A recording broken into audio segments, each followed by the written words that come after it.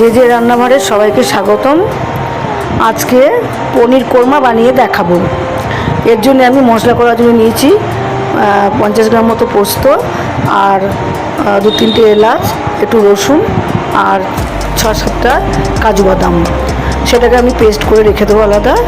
আর একটু টক দই ফেটিয়ে রাখবো। আর পনিরটাকে আমি পিস পিস করে কেটে নেবো। পনিরটা আমি বাড়িতেই নিজের হাতে বানিয়েছি। এই পনিরের টেস্ট খুব অসাধারণ হয়। পরে একদিন পনির বানানো শিখিয়ে দেবো।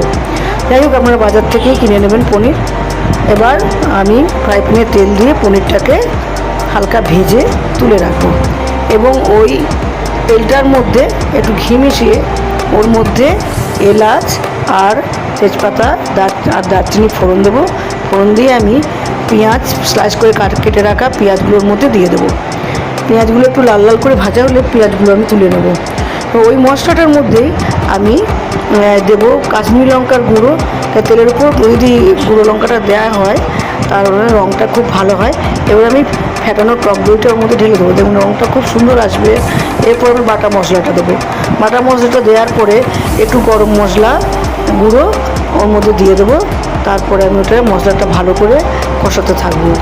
মশলাটা যখন খুব ভালো করে কষানো হয়ে যাবে তারপরে আমি ওতে স্বাদ মতন নুন দেবো এবং একটু সামান্য মিষ্টি দেবো।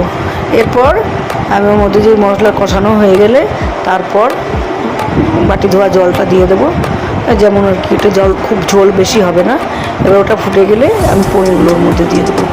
পনির হতে তো বেশি সময় লাগবে না। ওপর থেকে কয়েকটা শুকনো লঙ্কা গোটা এবং কাঁচা লঙ্কা গোটা দিয়ে দেবো। তারপর আমি ওর মধ্যে ঢাকা দিয়ে দেবো। এবার ঢাকা খোলার পর একটু ভাজা গুঁড়ো মশলা ছড়িয়ে দেবো, একটু উপর থেকে ঘি দিয়ে দেবো। আর